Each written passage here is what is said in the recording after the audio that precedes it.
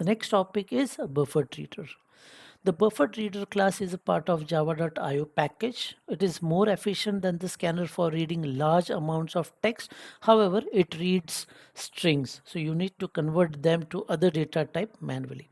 So in scanner, okay, it had the flexibility to get the value directly in integer, but in case of buffer reader, it reads all the strings and you need to use the convert method to convert it to a different type. So must import the IO package, requires input stream reader to connect to system.in, must handle IO exception. Now here we would be looking at the exception handling as a different topic. So in this example we are using the try catch because it is mandatory when you are using the buffered reader functionality. Only has readline method which returns string. Need wrapper classes to convert like integer.parseInt, double.parseInt, etc. So type conversion methods, so integer.parseInt, double.parseDouble, float.parseFloat, etc. Okay. Let's see the example, buffered reader example. Okay. Now here we are using the buffered reader class, which is a part of java.io. Like when you click on the class name, it gives you more details, what exactly it does and all. Okay, so buffered reader br is equal to new buffered reader. Normally this part is known as the constructor. Constructor is used to construct your object whose main functionality is to instantiate the class level variables or the variables declared in the class.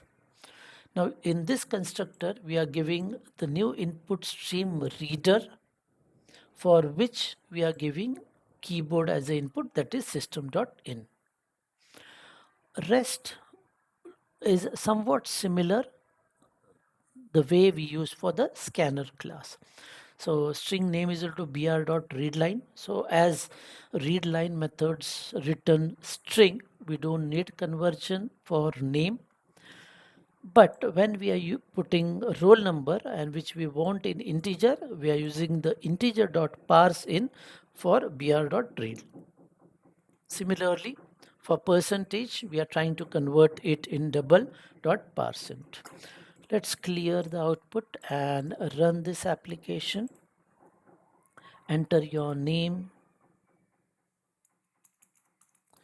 Lawrence, I'll make L capital, roll number, I'll put the roll number as 20, percentage, I'll put 89 as the percentage.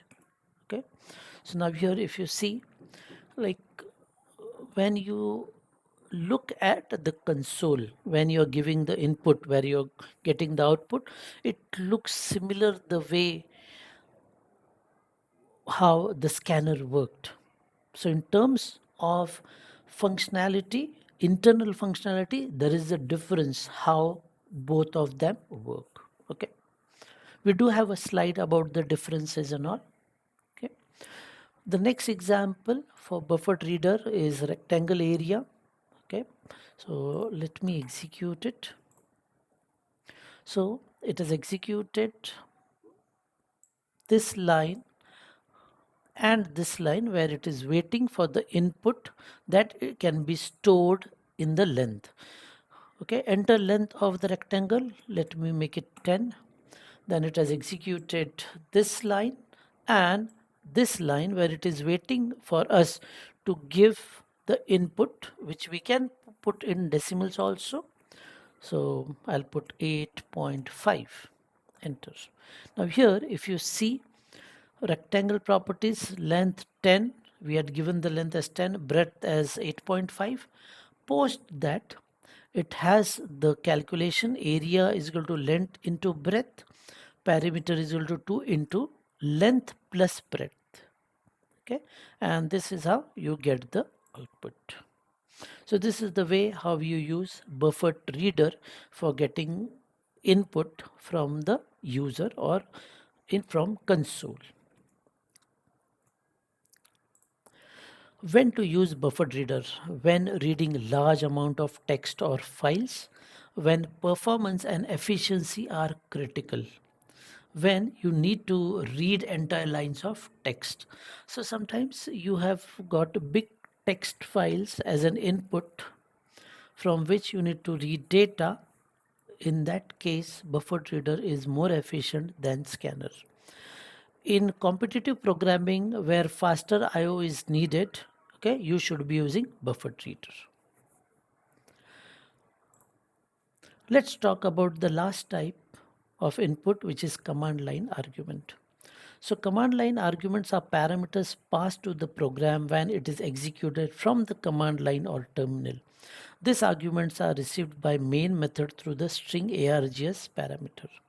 Key points: arguments are stored in the args array. All arguments are received as strings. Index starts from 0 in first argument. Arguments are separated by spaces when running the program. Use wrapper class to convert to numeric values. Check args.len to verify the number of arguments. Okay.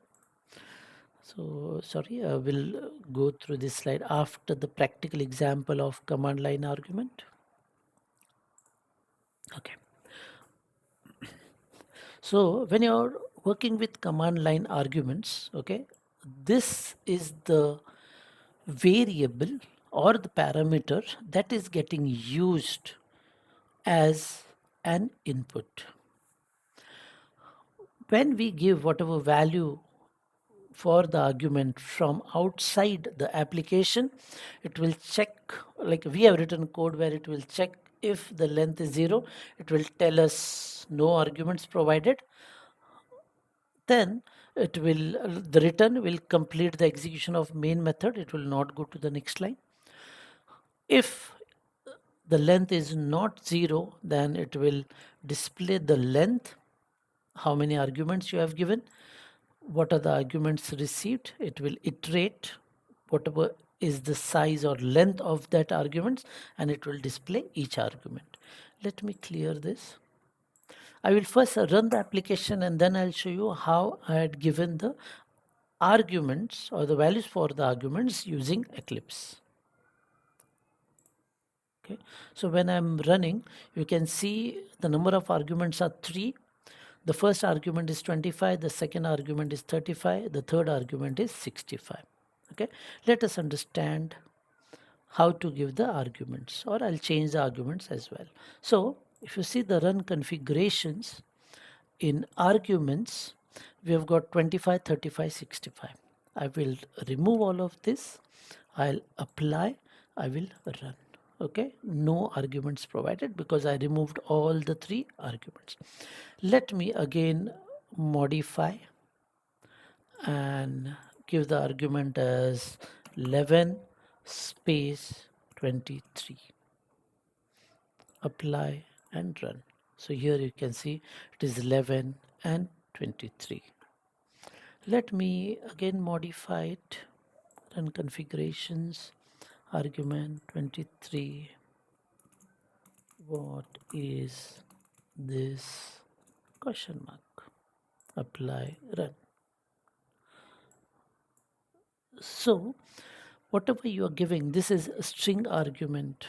Okay, no matter you are giving integer or string, it will by default store it in string. In case if you want to convert it, okay, like the way we had integer.parseInt, we can use the same integer.parseInt over here to change or convert the string into integer and display it or do any calculations.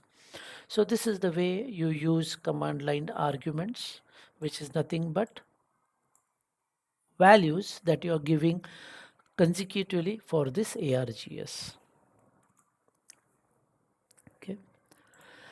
Comparison: scanner versus buffered reader versus command line. So package scanner is from java.util, buffered reader is from java.io.